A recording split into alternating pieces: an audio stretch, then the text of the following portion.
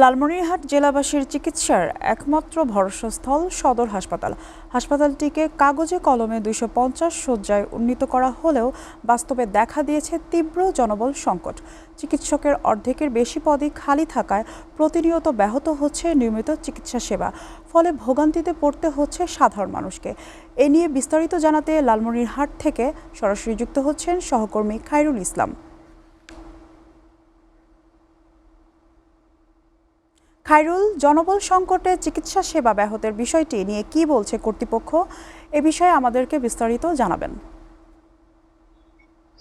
লোপা, প্রথমেই যদি আপনাকে একটি তথ্য দিয়ে রাখতে চাই, তা হচ্ছে লালমনিরহাটের যে 250 শয্যা বিশিষ্ট সদর হাসপাতালটি রয়েছে, এই সদর হাসপাতালটি কিন্তু 100 শয্যা থেকে 250 শয্যায় উন্নীত হলেও জনবল কিন্তু তেমন বৃদ্ধি পায়নি। এবং যদি আপনাকে বলি, যে মোট জনবল রয়েছে, সেই জনবল কিন্তু এখানে 250 শয্যায় যা থাকার কথা তার রয়েছে মাত্র 20%-এরও কম। আর এই কারণেই লালমনিরহাটের যারা এই সদর হাসপাতালে চিকিৎসা নিতে আসছেন তাদেরকে ব্যাপক ভোগান্তিতে পড়তে হচ্ছে।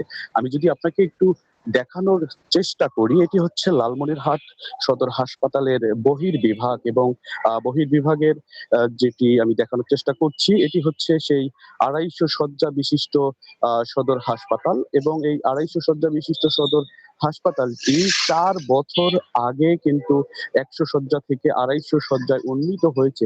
শুধুমাত্র অবকাঠামোগত দৃশ্যমান উন্নতি হয়েছে। অর্থাৎ এই সদর হাসপাতালটি আহ, শুধুমাত্র একটি 9 তলা বিশাল বিল্ডিং রয়েছে এখানে। আর এই বিল্ডিংটি থাকার কারণে আমরা আহ, দেখেছি যে সেই বিল্ডিং এর অর্থাৎ প্রায় যে 7টি তলা রয়েছে, সেই সম্পূর্ণ 7টি তলা কিন্তু একদমই এখনো ব্যবহৃত হচ্ছে না বা ব্যবহার করা সম্ভব হয়ে ওঠেনি। এবং এই সদর হাসপাতালে প্রতিদিন বহির্বিভাগেই শুধুমাত্র 1400 থেকে 1500 জন মানুষ, সাধারণ মানুষ যারা একদম কিন্তু নিম্ন আয়ের যে সাধারণ মানুষরা রয়েছে, তারাই কিন্তু এখানে চিকিৎসা নিতে আসে। এবং চিকিৎসা নিতে এসে তাদের যে সাধারণ স্বাভাবিক জীবনযাপন রয়েছে, অর্থাৎ কাজ ফেলে চিকিৎসা নিতে এসে লম্বা লাইনে এখানে চিকিৎসা নিতে হয়।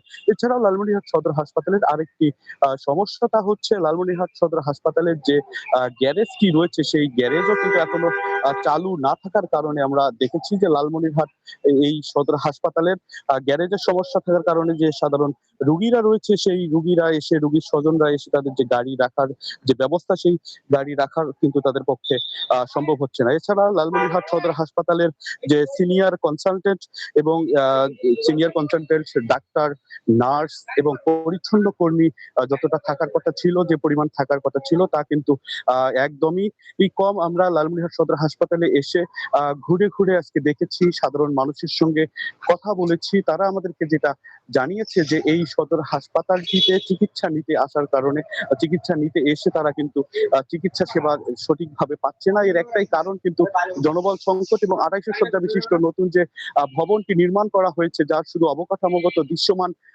একটি বিল্ডিং হয়েছে, আর সেই বিল্ডিংটি এখনো চালু না করার কারণে আমরা দেখেছি অনেক পেশেন্ট যারা সাধারণত চিকিৎসা নিতে আসে, তাদেরকে আমরা দেখেছি যে তারা কিন্তু এখানে এসে যে মেঝেতে হাসপাতালের করিডোরে শুয়ে তারা এখানে এসে চিকিৎসা নিচ্ছে। এর ফলে কিন্তু স্বাভাবিক জীবনযাপন এবং রোগীর যে চিকিৎসা পাওয়ার কথা, তা কিন্তু এখানে নিতে ব্যর্থ হচ্ছে। এছাড়াও আমরা এখানকার যে সংশ্লিষ্ট কর্তৃপক্ষ রয়েছে, সেই সংশ্লিষ্ট কর্তৃপক্ষের সঙ্গে কথা বলেছি, তারা আমাদেরকে জানিয়েছে যে সংশ্লিষ্ট মন্ত্রণালয়ে আবেদন জানানো হয়েছে এবং খুব দ্রুত নিয়োগ এর মাধ্যমে কিন্তু এই হাসপাতালে যে যে ফাঁকাগুলো রয়েছে তা কিন্তু কার্যক্রম হবে। এবং সাম্প্রতিক সময়ে দুর্যোগ ব্যবস্থাপনা ও ত্রাণ মন্ত্রী এই সদর হাসপাতালটি পরিদর্শন করেছেন এবং আগামী কালও এই সদর হাসপাতালের একটি ব্যবস্থাপনা মিটিং রয়েছে। এবং তিনি আমাদেরকে যেটা এর আগে জানিয়েছেন যে লালমনিরহাট সদর হাসপাতালে খুব দ্রুত যে জনবল সংকট আছে, সেই জনবল সংকট কাটিয়ে উঠবে। তবে এই অঞ্চলের মানুষ কিন্তু এই আশায় এখনো বুক বাঁধছে এবং তাদের যে স্বপ্ন, এই লালমনিরহাট সদর হাসপাতালেই তারা পরিপূর্ণ চিকিৎসা পাবে, তা পূরণ হবে, এমনটাই তারা আশা করছে। লোপা, এই ছিল আমার কাছে লালমনিরহাট সদর হাসপাতালের জনভোগান্তির খবরাখবর।